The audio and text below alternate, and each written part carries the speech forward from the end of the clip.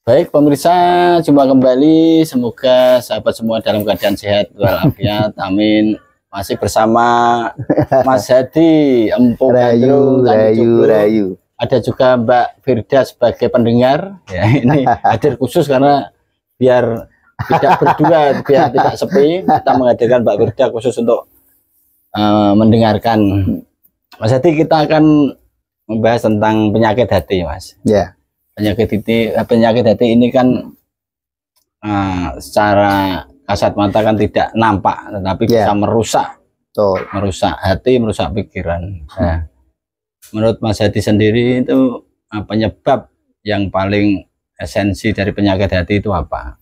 Ya, sebelumnya kita ucapkan dulu ya, rayu, sagung hormati kepada seluruh teman-teman pemerhati budaya.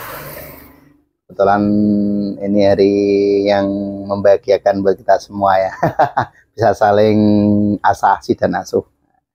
Tentu untuk membahas tentang hati, ini kan hubungannya ada dalam diri kita, ya kan?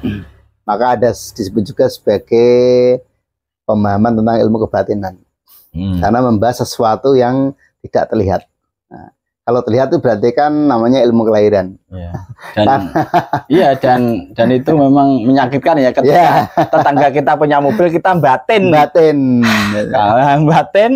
Batin kalau menjadikan semangat kita bekerja keras untuk juga dapat membeli mobil kan nggak masalah. Tetapi kalau efeknya hanya iri, dengki, kemudian gibah, rasa-rasa, nah paling itu uang tidak benar kayak gitu kan. Nah itu tadi hal yang paling menyebabkan penyakit hati itu tadi. Ya, jadi ada yang perlu dipahami tentang sesuatu yang dalam diri kita, khususnya yang dari dalam itu. Jadi bicara tentang ilmu kebatinan yang menyangkut tentang perasaan yang digambarkan wujud ungkapan dengan hati kita. Kenapa dengan hati? Karena melambang sesuatu yang bersih, sesuatu yang suci, sesuatu yang tidak bisa terkotori oleh bahasa apapun, itu bahasa ungkapan seperti itu.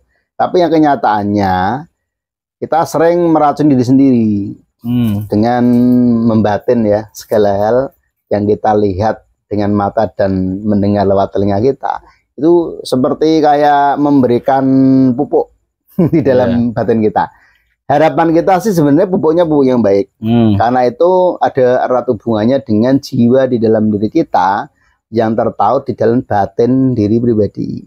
Jadi sebenarnya ini sangat berbahaya sekali. Tanpa ketidaktahuan kita tentang apa yang kita lihat, apa yang kita dengar, tidak menjadikan nilai kebaikan, malah menjadi jiwa yang pendendam. Nah, tentu sebelum sampai ke titik itu kan ada hal yang menjadikan hal itu terjadi. Salah satunya kita melihat keirian, kedengkian, atau amarah emosi yang kadang tidak bisa kita kendalikan, yang akhirnya menjadi yang namanya kekecewaan. Bahkan yang jadi masalah lagi itu sampai menimbulkan kerusakan, baik secara batin maupun secara lahir.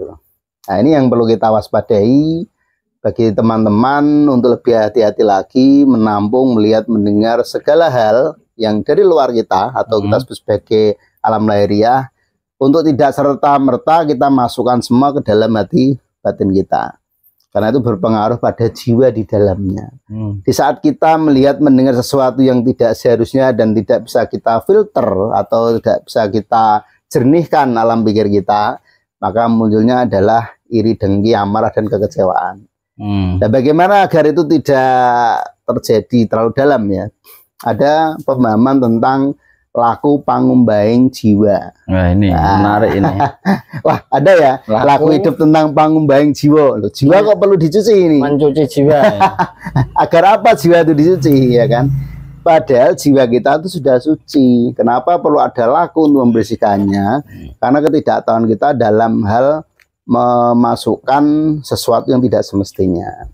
Ya, laku pangumbaing jiwa inilah dengan dasar-dasar: satu, menerima, dua, ikhlas, ya kan? Atau orang mengatakan lilo legowo, nerimo lilo legowo, laku sabar, welas asih, wicaksono, itu menggambarkan tentang laku pangumbaing jiwa kita. Di saat kita sudah bisa menerapkan rasa itu, maka kebencian, keirian, kedengan, dan emosi itu dengan sendirinya lebur dening pangastuti. Nah, jadi itu untuk laku pangumbaing jiwa pakai dasar-dasar pemahaman dan kebaikan. Nah, bagaimana dengan laku pangumbaing rogo? Itu juga harus ada titik balik keseimbangan dong, tidak hanya jiwa saja. Kalau raga itu secara lahiriah bisa kita lihat, mungkin kita bisa mandi ya sehari 3 kali. Nah, mungkin perlu juga kita melakukan ritual-ritual dengan ajaran-ajaran leluhur. Mungkin kita perlu di bawah grojokan sewu misalkan, atau mungkin di kali tepuk yang aliran 3 sungai jadi satu. Nah, seperti itu. Atau juga lewat puasa dan sebagainya. Jadi laku pangumbaing rogo juga harus jalan dengan laku pangumbaing jiwa. Berarti kan ketika tadi harus pangumbaing rogo pangin jiwa sampai ritual itu kan artinya ada istilah buat sial kan gitu kan? Buang senggolo. Nah, apakah sial itu sendiri ya dampak atau itu hasil dari sifat-sifat tadi, sifat-sifat yang memiliki penyakit hati, akhirnya jadi ibaratnya kita nandur sifat sing buruk, iri dengki, kemudian kita ngunduh sial kan gitu. Akhirnya kita konsultasi, wah iki awakmu penuh sial, wis diresiki sik wae. Apakah seperti itu Mas Hedi? Tidak serta-merta seperti itu, tapi ada alur yang menyertainya. Ini yang perlu kita pahamkan ya. Jadi alam itu kan membutuhkan yang namanya titik keseimbangan, atau orang mengatakan sebagai hukum sebab akibat. Nah, pasti ada sesuatu yang menjadikan sebuah permasalahan itu. Kenapa kok sial terus kayak gitu ya? Ini harus kita pahamkan juga. Ternyata di dalam laku atau ilmu kebatinan itulah kita dituntut atau diharapkan sadar terhadap jiwa di dalam yang mendiami tubuh kita. Dengan kesadaran itu menjadikan kita bisa pangumbaing jiwa agar tidak terjadi yang namanya sangkan paraning bilai, atau dikatakan sebagai senggala tadi. Nah, kalau kita belajar tentang ilmu jiwa atau roh di dalam diri kita dengan pangumbaing jiwa, dengan rasa-rasa terima, ikhlas, sabar dan sebagainya itu, maka sinau laku tentang sangkan paraning bilai bisa kita netralisir atau mengurangi dampak-dampak yang buruk pada kehidupan kita setelahnya. Nah, di saat kita belajar tentang ragawiah nih, atau dikatakan sebagai ilmu kelahiran ya. Tadi ilmu kebatinan, sekarang ilmu kelahiran. Ilmu kelahiran itu bisa digambarkan tentang rahim seorang ibu. Karena bicara lahir itu nggak mungkin lepas dari kandungan ibu 9 bulan 10 hari. Ya kan? Ya, di dalam kelahiran itu di ilmu filosofi Jawa disebut sebagai sangkan paraning dumadi. Jadi belajar ilmu kelahiran sangkan paraning dumadi juga diimbangi dengan belajar ilmu kebatinan sangkan paraning bilai. Karena itu menjadi titik balik kesadaran jiwa kita akibat dari ujian cobaan yang tiada henti. Saya kira kalau nggak ada ujian cobaan orang nggak mau belajar deh tentang kesadaran diri, ya kan? Yang akhirnya disangkut pautkan tentang hukum karma, dharma, sebab akibat dan sebagainya. Yang terjadi adalah karena rentetan dari kejadian yang kita lakukan. Nah, ini pemahaman awal agar teman-teman ini bisa memahami diri lebih luas, tidak menutup diri untuk belajar, dan membuka wawasan tentang khasanah budaya yang ada di masyarakat kita.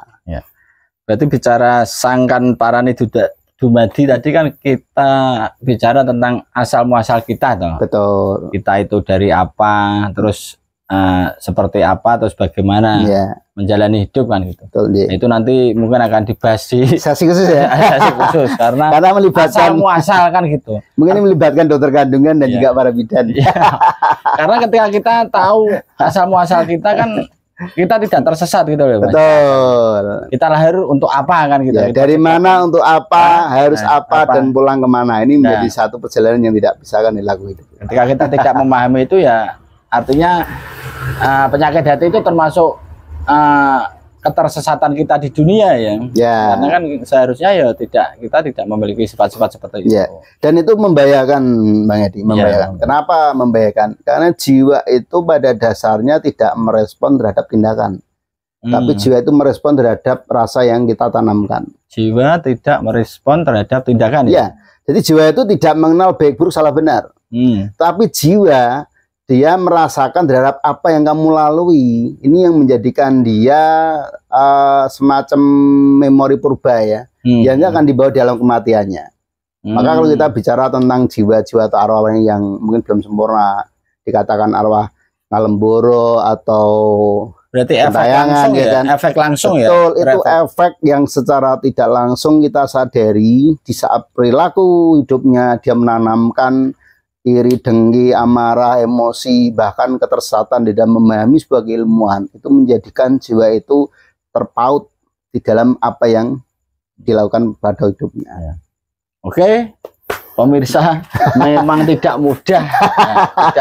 Karena memang itu juga bagian dari godaan orang hidup, yaitu penyakit hati, penyakit iri dengki. Tapi kita sebagai manusia memang harus belajar bagaimana kita hidup yang semestinya, yang tidak merugikan orang lain, bermanfaat buat sesama. Kita ketemu lagi di sesi berikutnya. Terima kasih, jangan lupa subscribe dan komen. Oke, rayu.